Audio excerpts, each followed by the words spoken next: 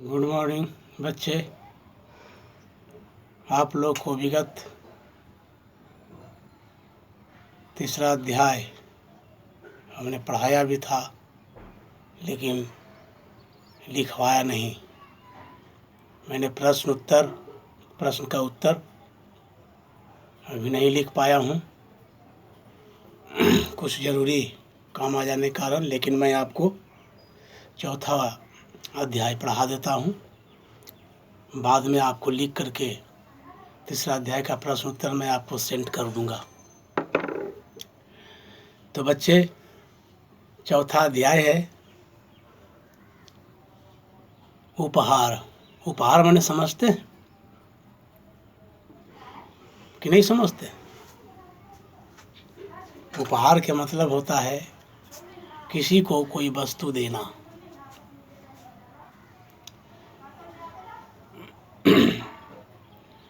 जिसको आप कहते हैं गिफ्ट। तो इस कहानी में आपको बताया गया है, या इससे पहले मैं आपसे कुछ प्रश्न करूंगा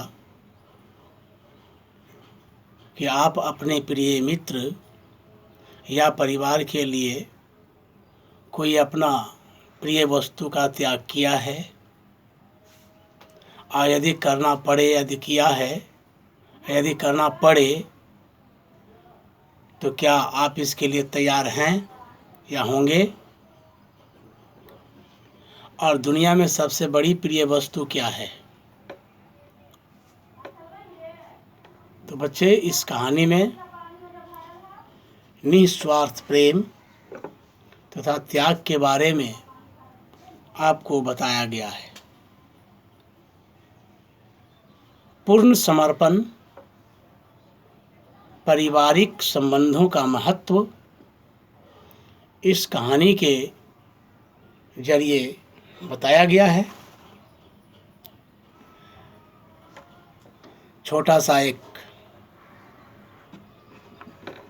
सारांश के रूप में मैं बोलता हूँ।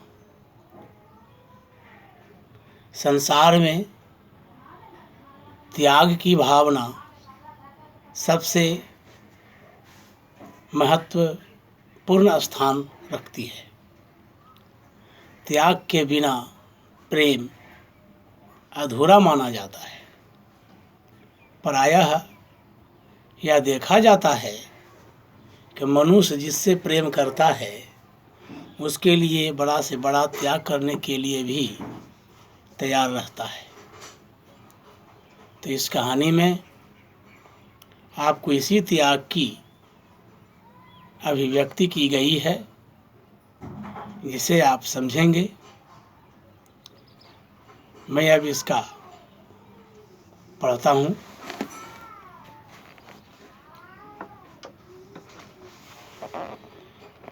दिसंबर का महीना था, लगभग बीत जाने वाला ही था। कल क्रिसमस है, परंतु डैला अभी तक अपने पति जेम्स के लिए कोई उपहार नहीं खरीद पाई थी। वह इस क्रिसमस पर जेम्स को एक सुंदर सा उपहार देना चाहती थी। उसने उपहार खरीदने के लिए कुछ रुपये भी बचाए थे, लेकिन इतने कम रुपये में उसे अपनी पसंद का कोई भी उपहार नहीं मिल पाया। जेम्स के लिए कोई अच्छा उपहार ना खरीद पाने के कारण डैला दुखी थी और लगातार उसके आंखों से आंसू चल रहा था। डैला अपनी गरीबी के बावजूद भी जेम्स से कभी कोई शिकायत नहीं करती थी। वह अपनी गरीबी से बहुत प्रसन्न थी, लेकिन आज उसे अपनी गरीबी जीवन का सबसे बड़ा अभिशाप लग रही थी। गरीबी सचमुच में जीवन का सबसे बड़ा अभिशाप होता है। लेकिन बच्चे, जो गरीब व्यक्ति गरीबी का दुहाई देते हैं, वह अपनी गरीबी के लिए खुद जिम्मेदार होते हैं।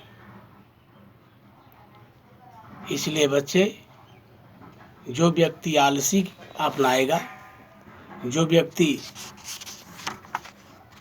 कोई कार्य नहीं करेगा, तो वैसे स्थिति में बच्चे का जीवन, व्यक्ति का जीवन अभिशप्त हो जाता है, श्रापित हो जाता है और कहता है, अपने भाग को कोसते रहता है कि हमने कौन सा ऐसा गलती काम किया जिससे हमको गरीबी जैसा अभिशाप मिला।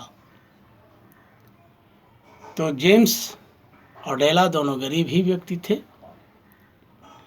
उसके पति का नाम जेम्स दिलिंघम था। सबसे पहले जेम्स को प्रति सप्ताह $30 की आमदनी होती थी, $30। परंतु अब उसकी कमाई केवल $20 ही रह गई थी। फिर भी डेला बिल्कुल दुखी नहीं थी, परंतु आज उसकी उदासी और चिंता बढ़ती ही जा रही थी। उसके कमरे में एक बड़ा सा दर्पण लगा हुआ था, शीशा। चिंता में डूबी डेला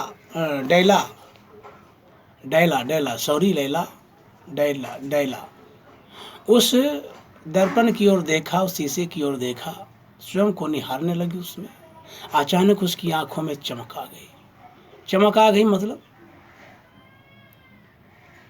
एक कुछ कार्य करने का उपाय सूझा।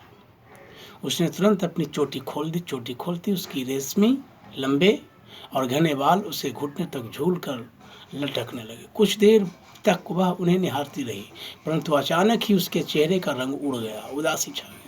उसकी आंखों से आंसू बह बह कर फर्श पर बिछे पटे पुराने गलीचे को भींगने लगे। तो ये बच्चे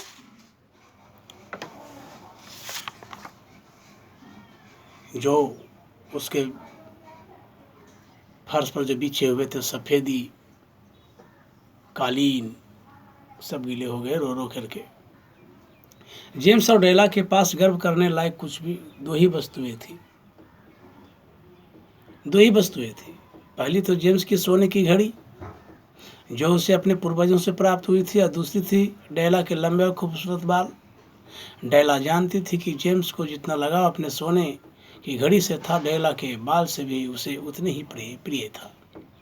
यह सोचते सोचते डेला ने अपनी आंखें पोंछी। उसने अपना पुराना जैकेट और हैट पहना और दरवाजे से बाहर निकल गई। वह तेजी से सीढ़ियां उतर कर सड़क पर आ गई। सड़क पर चलते चलते डेला एक दुकान के सामने ठिठक गई। उस दुकान के बाहर बोर्ड पर लिखा था, मैडम सोफ्रोनी, सभी प्रकार के बाल प्रसाधनों के विक्रेता, बाल खरीदा जाता था वह। कुछ देर तक डेला उस बोर्ड को देखती रही। फिर कुछ सोचकर उसने अपने कदम सीढ़ियों की ओर बढ़ाया और दुकान के अंदर चली गई। उसने दुकान की मालकिन से पूछा, क्या आप मेरे बाल खरीदेंगी? दुकान की मालकिन ने डेला की तरफ देखकर कहा, क्यों नहीं, हम तो बाल ही खरीदते हैं। डेला ने अपना हैट उतार दिया। दुकान की मालकिन ने उसके नरम बालों को सहलाते हुए कहा, मैं उसके बालों के लिए आपको $20 दे सकती हूँ। डेला बोली, मुझे मंजूर है, पर जरा जल्दी कीजिएगा। महिला ने उसके बाल काट दिए। डेला ने उससे $20 ले लिए और जल्दी जल्दी जेम्स के लिए उपहार खरीदने चल दी। बहुत ढूंढने के बाद उसे जेम्स की सोने की ये घड़ी की उपयुक्त एक सुनहरी चेन पसंद आई। उस चेन का मूल्य $14 था।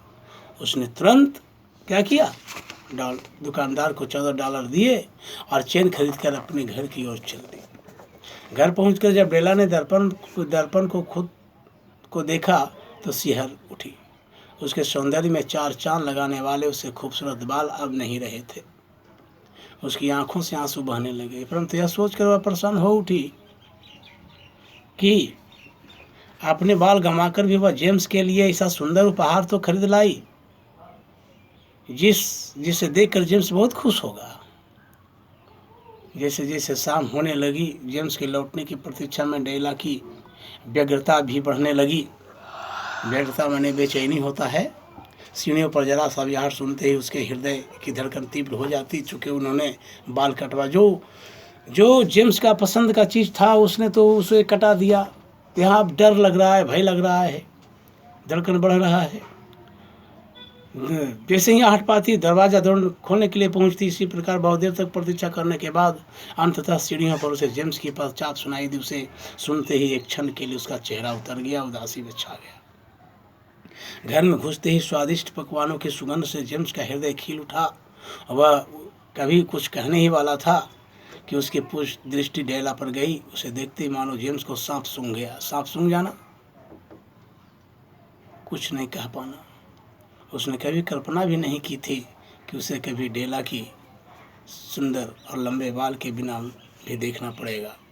वह आश्चर्य से उसकी ओर देखने लगा। जेम्स को घूरते हुए देखकर डेला सहम कर बोली, तुम मुझे ऐसे क्यों देख रहे हो? कल क्रिसमस है, मैं तुम्हारे लिए उपहार लेना चाहती थी। मेरे पास रुपये नहीं थे, इसलिए मैंने अपने बाल बेच दिए। चिंता मत करो, जल्दी ही मेरे बाल दोबारा बढ़ जाएंगे। जेम्स खामोश खड़ा था। डेला ने साहस जुटाकर कहा, जेम्स उदास मत हो। उसने जेम्स की ओर उपहार बढ़ाते हुए कहा, आज खुशी का दिन है, देखो मैं तुम्हारे लिए कितना सुंदर उपहार लाई हूँ। जेम्स ने अभी भी कोई उत्तर नहीं दिया। उसकी आंखें छलक उठी। उसने चुपचाप डेला की ओर उपहार का डिब्बा बढ़ा दिया। डेला ने उत्सुकता से डिब्बा खोला, लेकिन उसे खोलते हुए फूट फूट कर रोने लगी। उस डिब्बे में कहीं वही कंघा था जिसे कुछ दिनों पहले देखकर डेला का मन उसे खरीदने के लिए व्याकुल हो उठा था, लेकिन उसका मूल्य बहुत अधिक होने के कारण वह उसे नहीं खरीद पाई थी। आज वही कंघा उसके हाथों में था, लेकिन अब उस कंघे से संवारने के लिए उसके पास लंबे या सुंदर बाल नहीं थे। जेम्स ने डेला के आंसू पोंछे। उसने अपना हाथ बढ़ाकर कहा, अब मेरा उपहार दिखाओ, पर पहले तुम अपनी आंखें बंद करो। डेला बोली और जेम्स की आंखें बंद करती उसने अपना उपहार जेम्स के हाथ में रख दिया। जेम्स ने जैसे ही आंखें खोली तो उसका हृदय कांप उठा। डेला ने जिस घड़ी की चेन खरीदने के लिए अपने सुंदर बाल बेच दिए थे, उसने वही घड़ी बेचकर डेला के लिए मूल्यवान उपहार खरीदा था। एक दूसरे को देने के लिए वो एक दूसरे को बेच डाला, यानी वो अपना कीमती सामान बेच दिया, ये अपना बाल कटवा दी। एक दूसरे को उपहार के रूप में देना था। जेम्स को उदास देखकर डेला को हैरानी हुई। उसके पूछने पर जेम्स ने उसे अपनी घड़ी बेचने की बात बता दी। यह सुनकर डेला की आंखों में आंसू आ गए, लेकिन जेम्स बोला, डेला ये दोनों उपहार अमूल्य हैं, इन्हें संभाल कर रख दो। डेला ने दोनों उपहार रख दिए और चुपचाप खाना लाने रसोई में चली गई। बच्चे, ये कहानी आपका समाप्त हुआ। इस कहानी को आपको पढ़ना है। यदि त्याग पर आधारित कोई कहानी है आपके पास तो उसे आप लिखेंगे और अपने प्रिय मित्र के जन्मदिन के शुभ अवसर पर अपने हाथों से एक सुंदर सा उपहार बनाइए और भेंट कीजिए।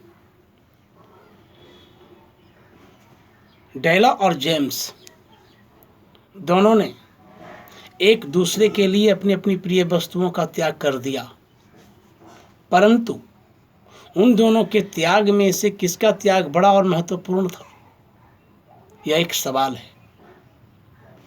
किसका? डेला का, क्योंकि उसका बाल बहुत प्रिय था। बाल कटवा दिया। बाल से खुद चेहरा का खूबसूरती खुलता है। नारी बिना बाल के नहीं शोभती। नारी को बाल होना चाहिए। नारी की शोभा बाल से है। इसलिए नारी के लिए सबसे महत्वपूर्ण बात थी बाल कटवाना। जो इस कहानी में सबसे महत्वपूर्ण बात यही है। बच्चे, इस कहानी को मैंने पढ़ा दिया है, ख़त्म कर दिया है। अगला बार मैं इसका प्रश्न का उत्तर और लेसन 3 का प्रश्न का उत्तर लिखकर मैं भेजूंगा। धन्यवाद।